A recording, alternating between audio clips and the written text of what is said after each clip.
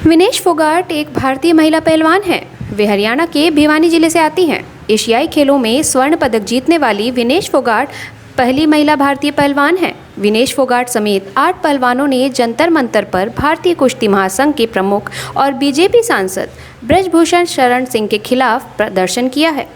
विनेश फोगाट का कहना है कि वे एक पावरफुल इंसान के खिलाफ खड़े होना बहुत मुश्किल है और उनका कहना यह भी है कि ऐसे व्यक्ति के खिलाफ खड़े होना और भी मुश्किल होता है जो अपनी शक्ति का दुरुपयोग कर रहा हो।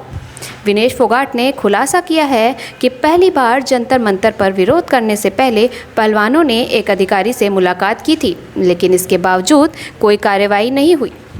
विनेश ने कहा कि जंतर मंतर पर बैठने से 3 महीने पहले हम एक अधिकारी से मिले थे। हमने उन्हें सब कुछ बताया था कि कैसे महिला एथलीटों का यौन उत्पीड़न और मानसिक रूप से प्रताड़ित किया जा रहा है। इसके बाद भी उन्होंने कोई कार्यवाही नहीं की, जिसके बाद हम धरने पर बैठ गए। विनेश फोगाट ने केंद्रीय मंत्री अनुराग ठाकुर पर कोई कार्यवाही नहीं करने और कमेटी बनाकर मामले को दबाने को लेकर भी सीधा निशाना साधा। उन्होंने कहा कि हमने अनुराग ठाकुर से बात की और यौन उत्पीड़न के बारे में भी बताया था, जिसके बाद हमने अपना प्रदर्शन खत्म कर दिया था।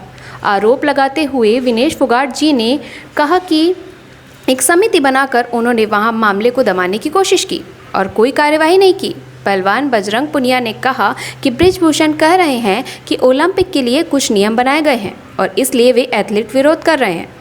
ब्रिजभूषण शरण सिंह भारतीय जनता पार्टी से 16वीं लोकसभा के लिए केसरगंज लोकसभा निर्वाचन क्षेत्र से वर्तमान के संसद सदस्य हैं। विनेश फोगाट समेत 8 पहलवान सुप्रीम कोर्ट पहुंच गए। इन्होंने ब्रिजभूषण के खिलाफ एफआईआर दर्ज करने की अपील की है। 18 जनवरी को रेसलर्स विनेश फोगाट, साक्षी मलिक और बजरंग पुनिया ने दिल्ली के जंतर मंतर पर धरना शुरू किया था। विनेश फोगाट ने रोते हुए आरोप लगाए कि फेडरेशन अध्यक्ष ब्रिजभूषण शरण सिंह और कोच नेशनल कैंप में महिला रेसलर्स का यौन उत्पीड़न करते हैं। विनेश ने यह भी कहा कि ब्रिजभूषण खिलाड़ियों के होटल में रुकते थे, जो नियमों के खिलाफ है।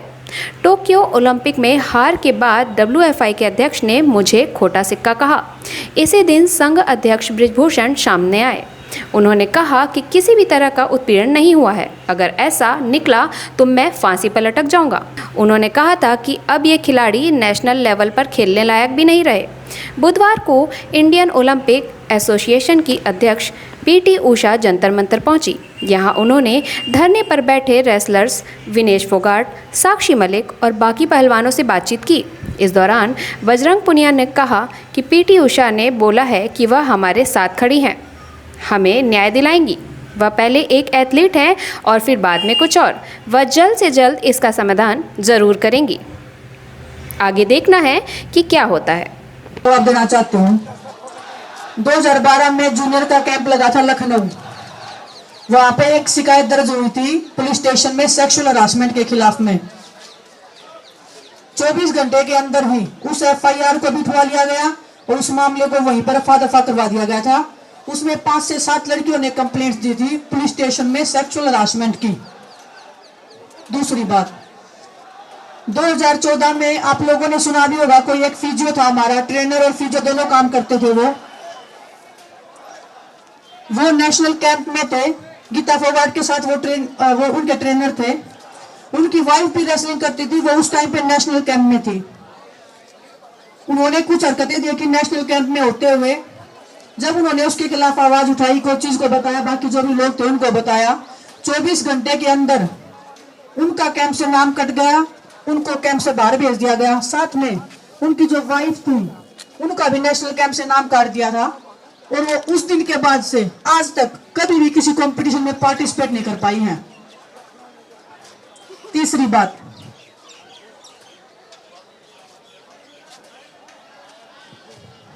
अभी जब हम जंतर मंतर पे बैठे थे उससे पहले सरकार के एक अधिकारी से हम मिले थे। जंतर मंतर पे बैठने से 3-4 महीने पहले की बात है। हमने उनको हर एक बात बताई थी कि कैसे लड़कियों के साथ में सेक्सुअल हरासमेंट हो रहा है, कैसे लड़कियों को दुखी किया जा रहा है, मेंटली टॉर्चर किया जा रहा है, हर लेवल पे लड़की मतलब खिलाड़ियों को इतना परेशान किया जा रहा है कि खिलाड़ी कुछ भी करने को रेडी है अपनी लाइफ के साथ में। जब हमने 3-4 महीने वेट कर लिया, उसके बाद कुछ भी नहीं हुआ। फिर हम जंतर मंतर पे आए।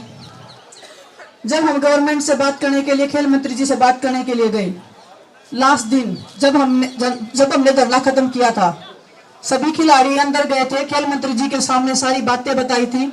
सभी लड़कियों ने सेक्सुअल हरासमेंट के ऊपर बातें बताई थी, अपने अपने इंसिडेंट शेयर किए थे। सभी लड़कियां रो रही थी, उनके सामने हैं, लेकिन कोई भी एक्शन नहीं लिया गया था। उस टाइम पे भी खेल मंत्री जी ने कमेटी बना के उस मामले को फिर से रफा दफा करने की कोशिश की। तो अब देख लीजिए, हमने हर लेवल पे हमने आवाज उठाने की कोशिश की, लेकिन जिसने भी कोशिश की उस मामले को वहीं पे दबा दिया गया। तो जो वो बोल रहा है कि 12 साल से चुप थे, तो आप देख लीजिए 12 साल से हम चुप क्यों थे। हमें रेसलिंग करना था, हमारी लाइफ, हमारा कैरियर, सब कुछ हमारा दांव पे लगा होता है, इसलिए हमारे अंदर इतनी हिम्मत नहीं हो पाई कभी भी। आज हम उस मुकाम पे पहुंच गए कि हाँ, अभी तो इससे आगे तो मौत है। तब हमें हिम्मत आई, तब हम लोग साथ में कि क्योंकि जब भी किसी एक ने आवाज उठाई तभी उसकी आवाज को दबा दिया गया। इसलिए सब लोग इकट्ठा आके आप देख लीजिए, हम इतने लोग इकट्ठा हैं, फिर भी FIR नहीं हो रही है जल्दी से, उसके ऊपर कार्रवाई नहीं हो रही है। तो बहुत मुश्किल है ऐसे इंसान के खिलाफ खड़ा होना जो इतने सालों से अपनी पावर का, अपनी पोजीशन का गलत इस्तेमाल कर रहा है। एक बार हम बता देते हैं जी, इसके बाद अमिश, अभी काफ़ी टाइम से यही क्वेश्चन उठ रहा है कि हम नेशनल्स नहीं खेलना चाहते या हम कोई टूर्नामेंट नहीं खेलना चाहते, हम सीधा ओलंपिक्स में जाना चाहते हैं, इसीलिए हम ये प्रोटेस्ट पे बैठे हैं। 2016 में मैं ट्रायल्स देके गई थी इंडिया में और मैं फर्स्ट आई थी। तो ये रूल होता है, जो इंडिया में फर्स्ट आता है वही क्वालिफिकेशन करने के लिए जाता है टूर्नामेंट में। टर्की में हमारा कैंप लगा हुआ था, क्वालिफिकेशन टूर्नामेंट के 4 दिन बाकी थे। 4 दिन पहले मेरी ट्रायल एक इंडियन लड़की के साथ ली गई, जबकि मैं इंडिया में फर्स्ट आके गई थी, सिर्फ मेरी ली गई। ये क्वेश्चन पूछना आप प्लीज उनसे कि सिर्फ मेरी टर्की में ट्रायल लेने का क्या मतलब। बाहर कभी इंडिया से बाहर जाके कभी इंडियंस की ट्रायल्स नहीं होती और किसी वेट में ट्रायल्स नहीं ली गई, सिर्फ मेरी ट्रायल्स ली गई। ऐसे ही अभी 2022 में एक लड़की की ट्रायल हुई और वो ट्रेन में थी, वो जीत चुकी थी अपनी ट्रायल। उसको ट्रेन में से वापस बुलाया कि कल फिर दोबारा ट्रायल होगी आपकी। उस लड़की ने विनेश के पास कॉल किया कि दीदी ऐसे ऐसे हो रहा है, मेरी ट्रायल दोबारा क्यों ली जा रही है, अभी तो ट्रायल्स खत्म हुई है, मैं वापस घर जा रही हूँ। तो आप देख लो कि कौन अन्याय कर रहा है, कौन बिना काम की ट्रायल्स ले रहा है, कुछ भी कर रहा है मतलब। और एलिगेशन हम पे लगा कि हम टूर्नामेंट नहीं खेलना चाहते। और दोबारा जब उस लड़की ने ट्रायल दी, उस लड़की को हरवाया गया। पहली ट्रायल में वो जीत रही थी वो लड़की, क्योंकि 24 घंटे में उसको दोबारा वेट कट किया है। वो लड़की उस दिन ट्रायल वाले दिन भी वजन भी दोबारा लिया गया, उस लड़कियों का उल्टी हो रही थी। अब मैं खुद देख रही थी ट्रायल्स में, वो लड़की बार बार हर मैच के बाद में उल्टियां कर रही थी बेचारी। ट्रेन में रोते हुए उसने मेरे को फोन किया था कि दीदी ऐसे ऐसे हो रहा है। तो मैं भी लाचार थी, मैं बोली बेटा अभी या तो तू फिर इसको ट्रायल को छोड़ दे या तेरे को खेलना पड़ेगा, क्योंकि इन लोगों के सामने ना तो मेरी औकात है ना तेरी औकात है कुछ भी बोलने की।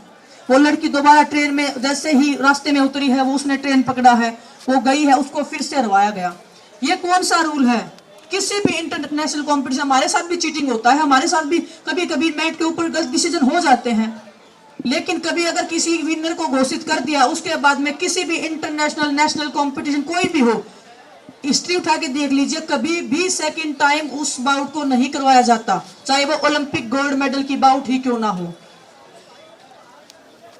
अगर बाउट की बात है तो 2019 की बाउट आप निकाल लीजिए, मेरी वर्ल्ड चैंपियनशिप की सेमीफाइनल बाउट थी और ब्रजभूषण भी वहीं पे बैठे थे और उस बाउट में पूरी मतलब चीटिंग हुई है।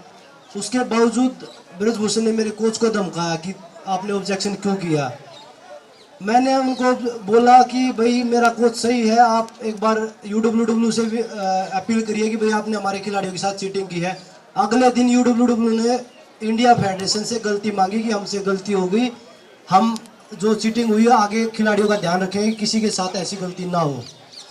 और दूसरी बात बताऊं, वो बोल रहे हैं कि अभी इन बच्चों को नेशनल करवाने दो, हमें बच्चों का नुकसान हो रहा है, बच्चे टूर्नामेंट नहीं खेल पा रहे हैं।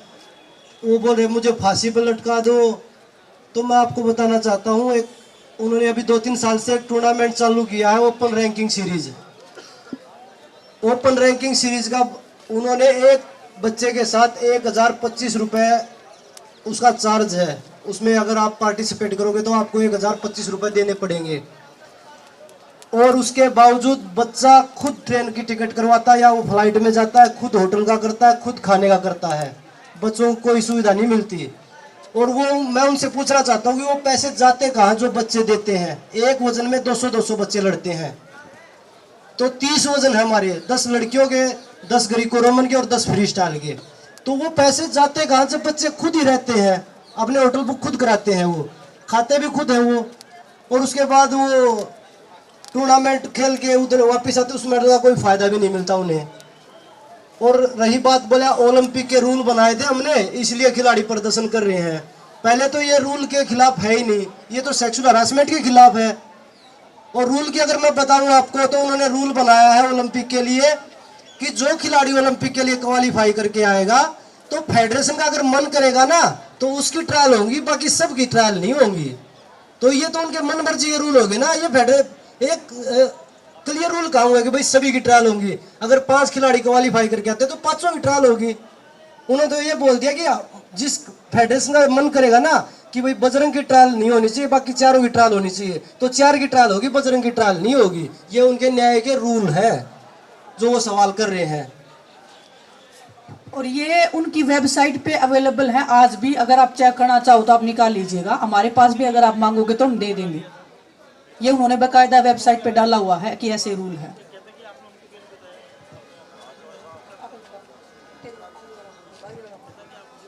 जैसे ये भी जैसे उनकी आईटी सेलेक्टिव हुई है और हमें सोशल मीडिया पे गलत कमेंट्स या जो भी है बदनाम करने की कोशिश कर रहे हैं, और वो खुद भी बोल रहे हैं कि हम मिलने जाते थे। तो सबसे पहले बता दूं कि आईओए का एक इलेक्शंस का कुछ था, मुझे और सत्यव्रत को वहाँ बुलाया गया था, कुछ वोटिंग का सिस्टम था, तो वो कोई भी काम से बुलाते थे तो हम जाते थे, और वहाँ की जो पिक्चर्स खिंच जाती थी वो ठीक है कि हम मिलने गए थे। और विनेश का भी सवाल उठा रहे, विनेश को मतलब अब से लेके 2 साल हो गए ब्रिजभूषण से मिले हुए। वो या तो ट्रायल्स के टाइम पे मिलती है जो वो आते हैं, नेशनल्स के टाइम पे, इंटरनेशनल कंपटीशन में, लेकिन ऐसे पर्सनली विनेश को 2 साल हो गए वहाँ गए हुए, फेडरेशन गए हुए। और ये सारे उनके क्वेश्चंस का आंसर है जो वो कुछ भी बोल रहे हैं हमें, हमारा मुद्दा भटकाने के लिए और हमें गलत साबित करने के लिए। वो बोल रहे हैं ना कि 10-15 दिन पहले ही मिले थे, विनेश अपने हस्बैंड के साथ आई थी, बजरंग अकेला आया था।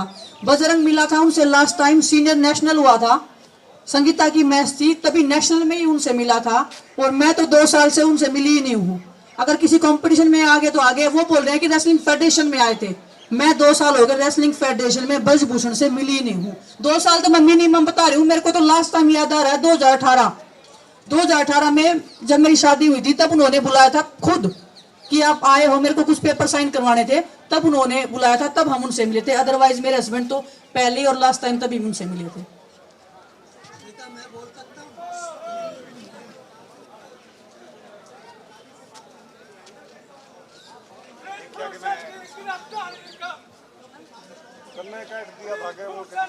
देखिए सर, वो जो अभी हथकंडे अपना रहे हैं, लड़कियों को बदनाम करने के, कुछ भी बातें बोल रहे हैं, उनकी आईटी सेल भी कुछ भी अनाप शनाप करी। अभी भी हमारे पास में एक पिक्चर है जो मूव करके किसी को भी वहां पे खड़ा किया गया, देखो कि ये लड़की आई है, और वो उनका नाम है श्रीकांत त्रिपाठी, वो ट्विटर पे है। ये जहां से भी हमें कोई मतलब नहीं है, लेकिन इस आदमी ने ट्वीट किया है, तो वो हर तरीके से बदनाम करने की कोशिश कर रहे हैं। इससे आप एक चीज का अंदाजा लगा सकते हो कि महिलाओं के प्रति उनके मन में कितना सम्मान है। सुप्रीम कोर्ट ने भी बोल दिया है कि जो भी कंप्लेंट्स थी उनका नाम ओपनली नहीं लिया जाएगा या नहीं उजागर हो सकता। ना हमने अपनी तरफ से एक भी नाम बताया है कौन कंप्लेनेंट्स है, किसका नाम है। वो बंदा किसी भी लड़की का नाम लेके कुछ भी बोल रहा है तो उससे उसकी मानसिकता दिख रही है कि महिलाओं के प्रति उसके मन में कितना आदर और कितना सम्मान है, उसकी छोटी सोच वो दिखाई दे रही है सबको। आप लोगों के और क्वेश्चन हो तो बता दो, नहीं तो खत्म करें। हाँ, एक और बात, बिल्कुल बिल्कुल बिल्कुल जी, बिल्कुल इस चीज का भी जवाब अभी हम दिल्ली पुलिस का हम बार बार कर रहे हैं कि हमें विश्वास नहीं है। 6 दिन बाद कंप्लेंट्स दिल्ली पुलिस ने की थी, अभी भी दिल्ली पुलिस लड़कियों के बयान दर्ज नहीं करी है, हर वो तरीके अपना रही है, बहाने करी है, कभी किसी को बीमार करी है। आज तो पूरे दिन से जवाब ही नहीं दे रहे हैं कि कब वो बयान दर्ज करेंगे और वो सब। तो दिल्ली पुलिस बिल्कुल अभी भी कोशिश करी है कि ये मामला जितना डिले हो सकता है, जितना इन खिलाड़ियों को तोड़ा जा सकता है मेंटली या फिजिकली जो भी हम ब्रेक कर सकते हैं, या लड़कियों को तोड़ सकते हैं पैसे से, पावर से, पोजीशन का इस्तेमाल करके, तो वो हर इतना टाइम उसको दे रही है कि वो अपना बचाव कर सके या हम पे दबाव बना सके, किसी भी खिलाड़ी पे दबाव बना के पीछे हटा सके। तो दिल्ली पुलिस का वही है कि वो अपना काम नहीं कर रही है। अभी भी हम सुप्रीम कोर्ट के ही आसरे हैं कि सुप्रीम कोर्ट शायद हमें इंसाफ दिलाए, शायद हम जिस चीज की लड़ाई लड़ रहे हैं, जिस मान सम्मान की लड़ाई लड़ रहे हैं, वो हमें मिले। तो हाँ, एक और आज इंडिया टीवी से कोई उनका वो पूछ रहे थे, उन्होंने सवाल पूछा तो इतने बौखला गए, इतना पागलों की तरह बिहेव कर रहे हैं, बहुत सारी गंदी बातें वो नेशनल टेलीविजन पे बोल रहे हैं। जो एक सभ्य व्यक्ति, जो एक सभ्य समाज से आता है, उसके मुंह से ऐसी बातें बोलना, तो आप समझ लीजिए उसकी मानसिकता किस लेवल पे उसकी मानसिकता है। जो नेशनल टेलीविजन पे 140 करोड़ देशवासियों के सामने ऐसी भाषा का प्रयोग कर सकता है, वो आदमी बंद कमरे में लड़कियों के साथ में किस लेवल तक करता होगा, आप अंदाजा लगा सकते हो बस।